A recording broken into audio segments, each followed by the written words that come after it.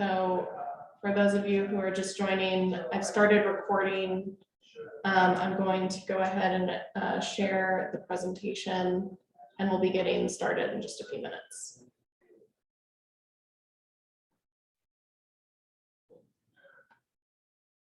Okay, cool.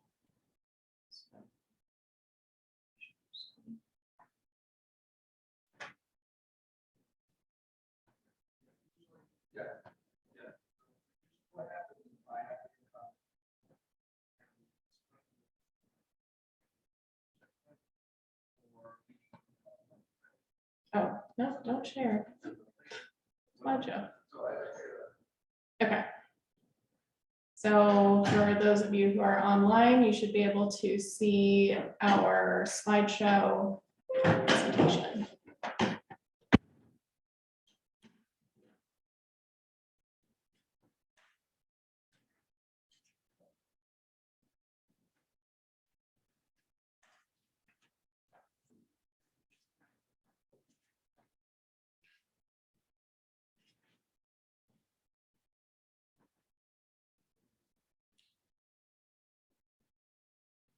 Good morning, everybody. This is Rich Oborn. I'll just wait 1 minute while we have, we just want to make sure we have anyone that plans on joining that may be joining just a little bit late, the opportunity to join the beginning of the meeting. So we will begin here just in 1 more minute. Thanks for joining.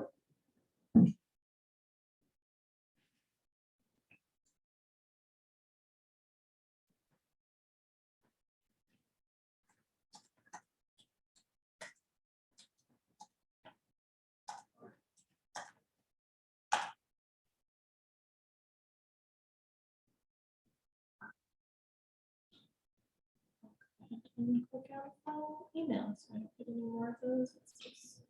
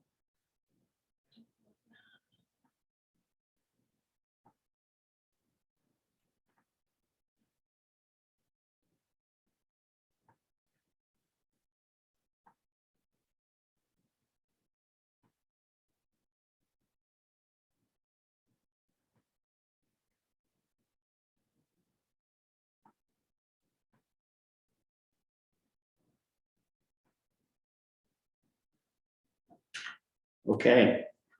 We ready to start, Rachel? Yes. Great. Okay, looks like we've got a few individuals participating virtually. That's great. Good morning. My name is Rich Oborn, and I'm Director of the Center for Medical Cannabis at the Utah Department of Health and Human Services.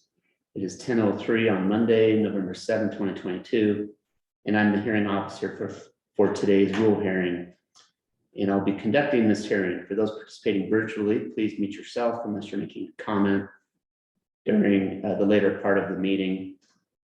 And the anchor location for this rule hearing is the Utah Department of Health and Human Services multi-state office building, otherwise known as the Mesa Building, located at 195 North, 1950 West in Salt Lake City, Utah, room 1045.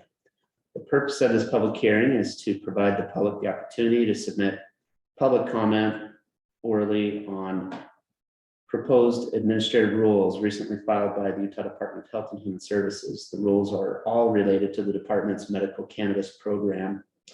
And this hearing is held in compliance with the Utah Administrative Rulemaking Act, and the hearing is being audio recorded. Documents relevant to today's hearing can be found on the Utah Administrative Rules website at rules.utah.gov/publications.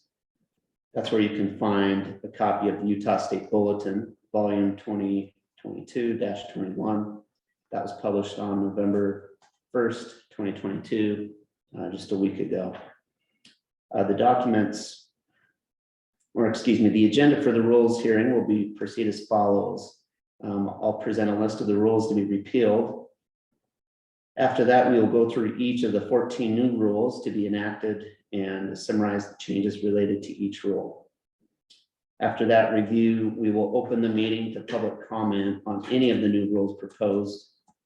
And we will first accept comments from those attending in person, and then we'll take comments from those participating virtually. The following rules are proposed for repeal in the Utah State Bulletin, volume 2022-21, R38400, R38401, R38402, R38403, R38404, R38405, R38406, R38407, R38408, R38409, R38410, R38411, R38412, and R38413. All of those rules are proposed for repeal. The rules proposed for repeal are being replaced with a new numbering system due to the Department of Health merging with the Department of Human Services, such that there is now one single agency named the Utah Department of Health and Human Services, and the merging of these departments required that the Center for Medical Cannabis renumber each rule applicable to the medical cannabis program. That's one of the purposes for this, for all these proposed rules. A second purpose is to make necessary amendments due to bills that passed, and also just the need to update some rules after receiving input from the industry on several items that just need to be amended. So the following rules were submitted for publication in the Utah State Bulletin, volume 2022-21.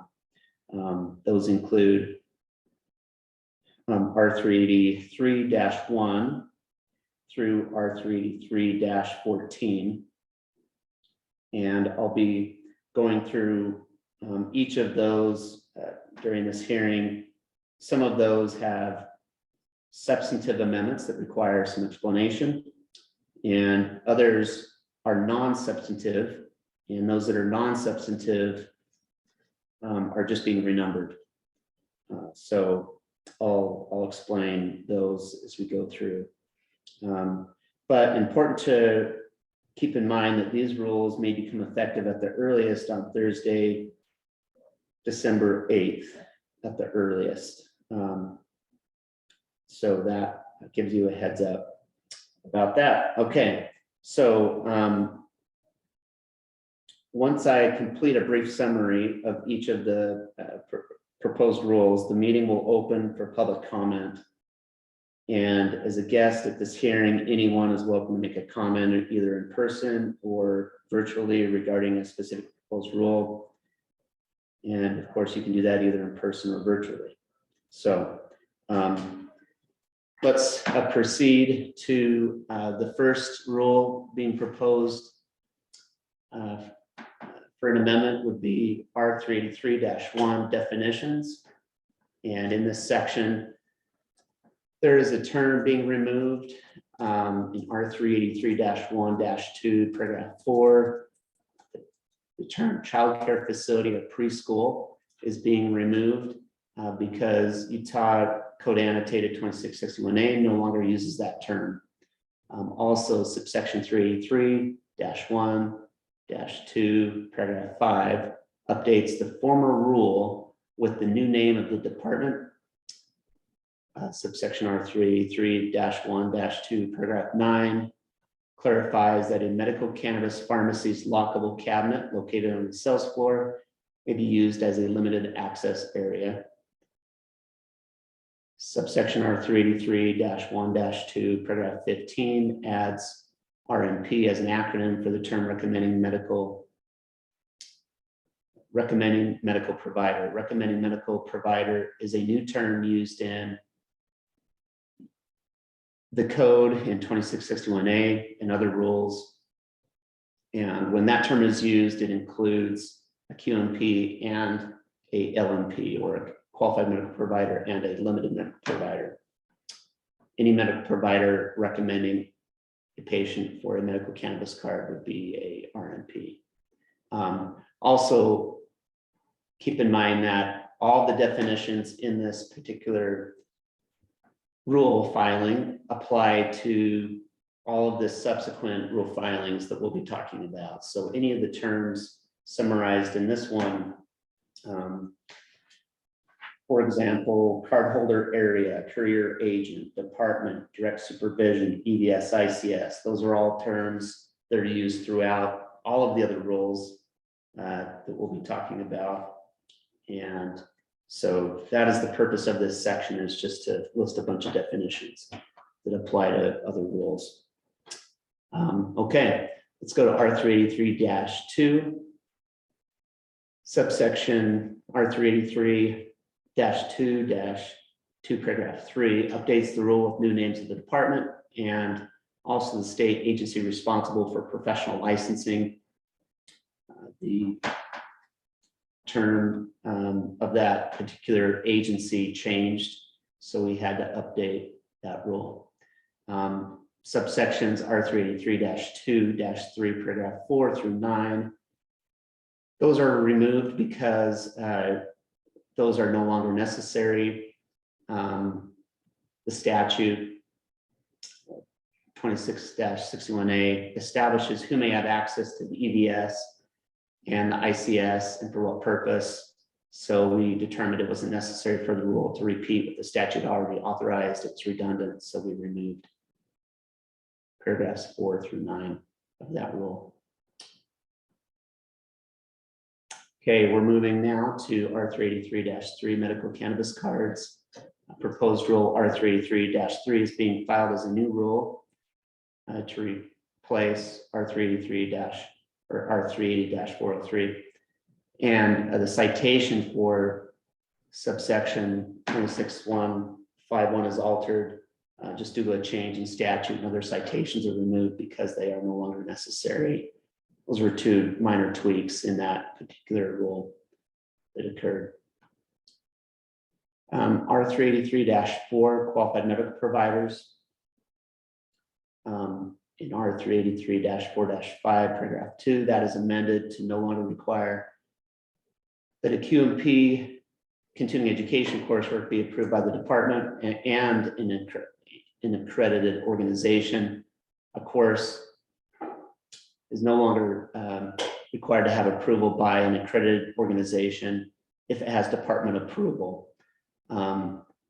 So, for example, if the Department of Health and Human Services, Center for Medical Cannabis, is a part of a presentation at a conference, and the department wishes for that course to count toward the CE requirement, that is possible even if there is not an accredited organization that's listed in the rule that's approved it. So that's the primary purpose of this rule change. Subsection R383-4-5, paragraph 4 is amended to require the QMPs who are renewing their registration to complete medical cannabis law coursework as part of their renewal requirement. This is already a requirement for a new QMP, and the amendment expands the requirement to existing QMPs who are applying for renewal. Utah's medical cannabis laws change frequently enough to justify the inclusion of Utah law coursework during each 2-year renewal cycle. So that's the basis for it. And the QMPs that are completing this coursework now won't notice a difference, because the courses that we've already approved for renewal already do have this coursework in it. And there's 4 courses online that QMPs can choose from today. So R383-5, dosing guidelines. There's just a paragraph there that was removed. to accurately portray what a patient may do when accessing the EVS. A patient may no longer change their QMP on their own in the EVS, and so it's just modified to reflect that in paragraph 2 of that rule. And in R383-6-5, paragraph 2, that is amended to no longer require that a PMP CE coursework be approved by the department and an accredited organization. The rule continues to require that it be approved by one of those, but it's just not. It could be either. And the basis for this one is the same basis for the QMP one. We just wanted the department to be able to provide education at a conference and for that to count toward the CE requirement without that course having to receive the approval from an accredited organization. Also, same requirement as we explained earlier for the QMPs, or same amendment in paragraph 4 or 383-6-5. That is amended to require that PMPs who are renewing their registration to complete medical cannabis law coursework as part of the renewal requirement for the same reasons we explained earlier that applied to the qualified medical providers. Next slide. R383-7. This has, I think, the highest volume of amendments, and subsection R383-7-2, paragraph 2, that establishes a definition of the term advertising. And the proposed definition allows a medical cannabis pharmacy to engage in public advertising under certain conditions. A medical cannabis pharmacy may engage in mass market communication activities such as billboard, yard sign, radio, or online under certain conditions. Also, there's a definition of an educational event in paragraph 3, and that is just to clarify that the event may be held virtually or in person. R380-7-2, paragraph 6 adds the definition of recreational disposition to include content that a reasonable person knows or should know appeals to children. And subsection R383-7-2, paragraph 8 establishes a definition of the term targeted marketing. This is a new term. And the proposed new definition allows a medical cannabis pharmacy to engage in targeted marketing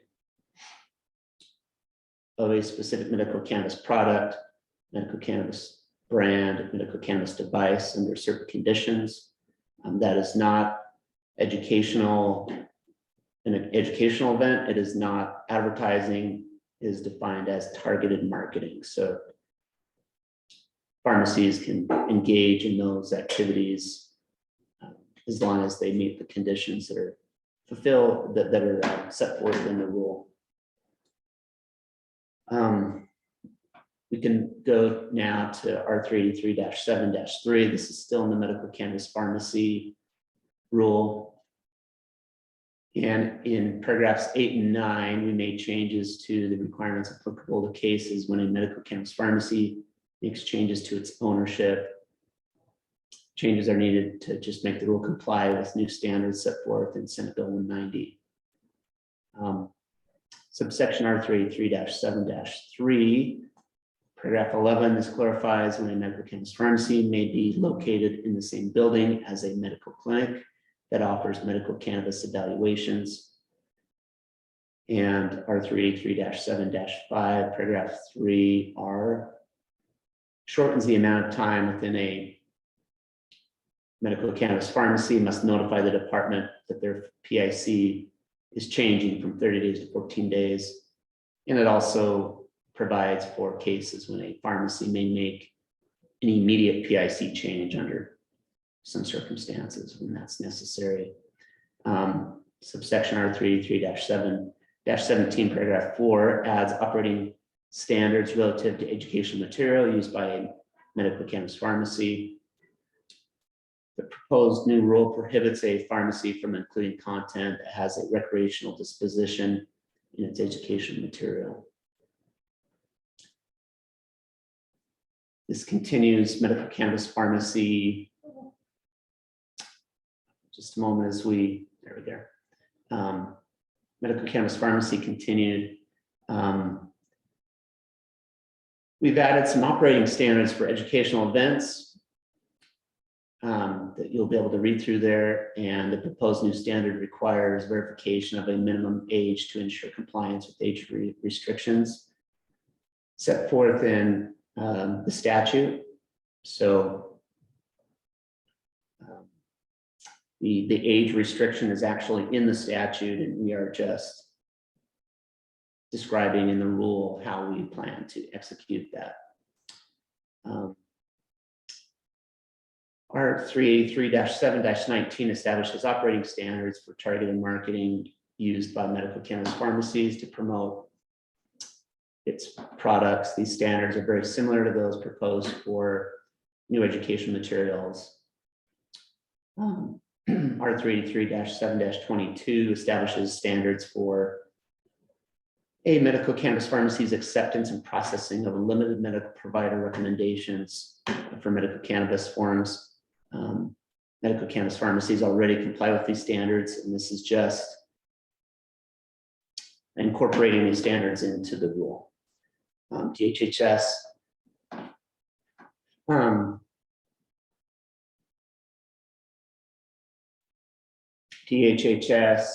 we may plan to pause making this rule effective, but at the earliest it would become effective on December 8th, but at the latest it would become effective on March 1st. So that gives you a time frame of when it would become effective. R 383-8-2 makes amendments so the rule is consistent with the statute. Senate Bill 190 required that the department allow pharmacy agents to have access to the EVS, and the rules amended to no longer restrict agents from having that access. So that was an important amendment there. If we continue to R 383-8, medical cannabis pharmacy agents, this rule in paragraph 10 makes amendments to the rule that are consistent with the statute that's cited, 2661A 401, paragraph 3B. The new rule inserts language stipulating that a courier agent shall renew their pharmacy agent card within 1 year of its expiration date. And then failure to do that will result in the pharmacy agent just having to follow the same process as the first time applicant. That's a very rare case when someone takes longer than a year to complete that, but it is possible. So we wanted to be able to make it clear that they would need to do that within the year. And then R 383-5-5 clarifies the pharmacy agent certification standard and the new CE requirement. We added language consolidating the existing certification standard into the new CE requirement required under Senate Bill 190. And this legislation requires that a medical cannabis pharmacy agent complete CE related to patient privacy and federal health information privacy laws. And we are in the process of setting the specific standards for that coursework. And when we have that course, the standards set forth, we'll share those with the industry, and we'll be pausing the effective date of this such that it won't become effective on December 8th, but it will become effective prior to March of 2023. And we'll be communicating more information about how we plan to implement this new course with pharmacy agents. We'll be sharing that information later with the industry. Home delivery and courier. So sections R383-9-2 and R383-9-3, those are amended to allow for a caregiver facility such as a long-term care facility to receive a medical cannabis shipment on behalf of a medical cannabis cardholder, SB 95. That was amended to allow for that. And so we need to amend this rule to comply with the statute. Section R383-9-3 is amended to allow a courier or a pharmacy agent to leave a product or a medical cannabis device unattended in a delivery vehicle for more than 60 minutes if they are staying overnight in the process of conducting a delivery. So this just allows for more flexibility in those type of cases where that's necessary. And it also provides patients better access to medical cannabis products as the delivering medical cannabis pharmacy. They can conduct deliveries over multiple days in the same region. And that's the purpose of that. And continued home delivery and courier. Subsection R383-9-5, paragraph 11. This makes amendments so the rule is consistent with the statute. It inserts language in R383-9-5 stipulating that a courier agent shall renew their courier agent registration card within 1 year of its expiration date. I believe the citation there in the slide is wrong. We can update that later after this. That has, I'm just noticing the prior citation or the current citation to the rule, but for these proposed rules, we need to update that to reflect the new one in the presentation. Okay, section R383-9-6 is amended to include a CE requirement within the courier agent certification standard. So the added language consolidates the existing certification standard into the new CE requirement that will be required for medical cannabis couriers and agents. And each courier shall complete a CE related to patient privacy and federal health information privacy laws. And DHHS plans to not make this rule effective until after a course meeting the requirements is available for pharmacy agents and courier agents to complete. And last possible effective date for that rule would be March 1st, 2023. So we'll be informing the industry of that as that comes closer. Okay, so what you're seeing now is just a list of those proposed rules where no substantive amendments have been made to the rules. The only thing that's changing is the actual numbering of the rule. So that's R383-10, R383-11, R383-12, R383-13, and R383-14. That's all there. Okay, now we're happy to open up the rule hearing now to public comments. And just as a reminder, when you make a comment, make sure that you first, of course, take yourself off mute and then state your name, state your affiliation, if any, to an association or a patient group or whatever. And then specify the rule section that you wish to make a comment on. Again, the purpose of this meeting is to receive comments on specific rules. So we would like you to specify that.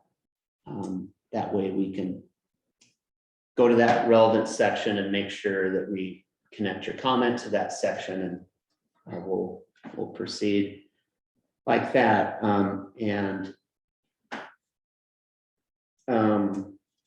To make a public comment virtually, you can just notify us of your intent to make a comment by clicking on the raised hand image at the bottom of the screen in the Google Meet application there. Just take yourself off mute. And like I said, state your full name, affiliations, and make your comment. Is there a time? 2 minutes? If we could keep the comments to 2 minutes, and if you do have multiple comments though, on multiple sections, we can waive that because we understand it may take a lot of time to go through if you're commenting on multiple sections. But if possible, yes, 2 minutes on each section that you're commenting on, that would be helpful. So Rachel will help and recognize those that have any raised hands on any of the rules. You're welcome to go ahead and raise your hand, and then we'll recognize you.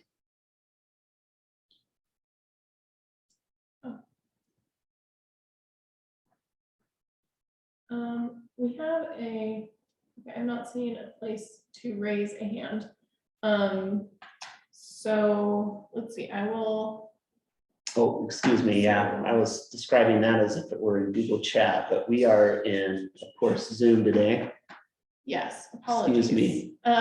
You can go ahead and write in the chat that you would like to make a comment, then that would make it easy for me to have a lineup and be able to call on each individual. So Scott Erickson, go ahead.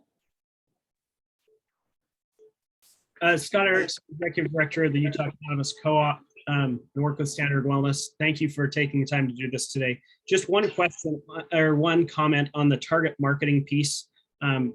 Having target marketing available, I think, is a great step. The co-op would request that be extended to activities that are handled within the pharmacy. So if, for example, one company, even if they have a pharmacy in a different location, goes to a different pharmacy to do a patient event, that would function as a direct target marketing.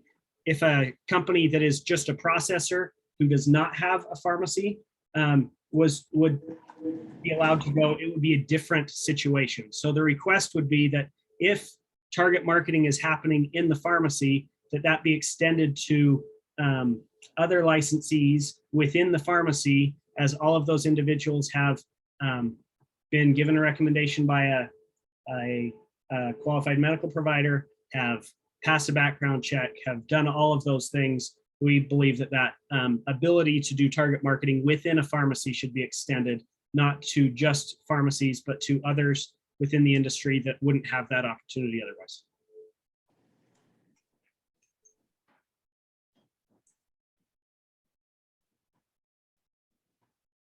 Thanks, Scott. I'm just looking in the chat and I'm not seeing anyone else. If you are interested in speaking, there should also be a raise hand option under reactions in the menu bar, or you may go ahead and just send a quick message that you'd like to make a comment.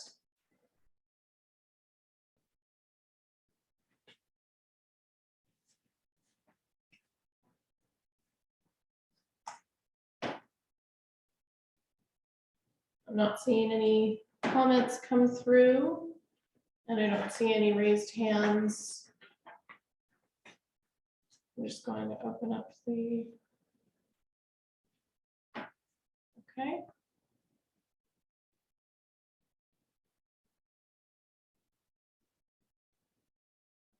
We'll just give it another minute in case anyone is looking for the chat box.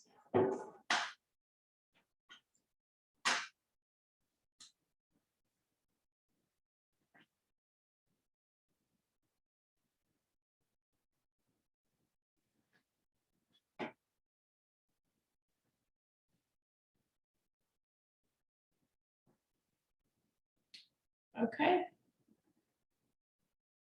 Great. Well, at this time, it appears that the public has no additional public comments regarding this rule, at least to share during this public hearing.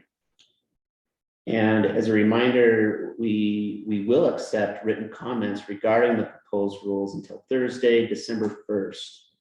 Written comments may be emailed to medicalcannabis.utah.gov or email or mailed by regular mail to attention Utah Department of Health and Human Services, Center for Medical Cannabis, PO Box 144003, Salt Lake City, Utah 84114, or dropped off in person at this address, which is 195 North, 1950 West in Salt Lake City. So the time is now 10:34. And thank you, everybody, for joining. We'll conclude the little hearing at this time. And you're welcome to reach out later with any questions or additional written comments prior to the deadline of December 1st. Thanks, everybody. Take care.